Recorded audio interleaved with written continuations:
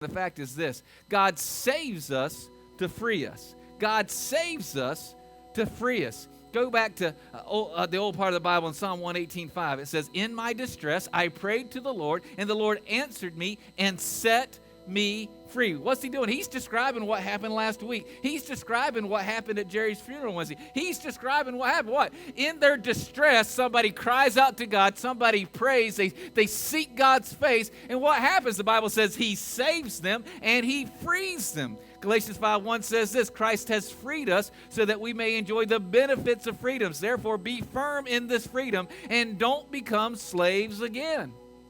Have you ever thought about all the different ways that God has set you free, Christian? Look at your sheet. This couple just popped off mine. This is just the tip of the iceberg. We see that God has set us free from sin. Romans 6:18 says, "I don't have to sin." You know what that means? That means Christians are not addicts. We have been set free from the power of sin. The Bible also teaches that we have been set free from the ceremonial law. You're saying, "Randy, what is that all about? What are you talking about there?" Well, how about I just put it this way? You can write it down above it. That means that we're free to get tattoos. We're free to eat pork. We're free to wear cotton blend shirts. Those are all rules in the old part of the Bible that were ceremonial, that pointed to Jesus. Well, once Jesus came, those rules were set aside. And so if you want to get a tattoo on your back of my beautiful face, you go right ahead. Wow, he says in Galatians 1:10 that I don't have to be burdened.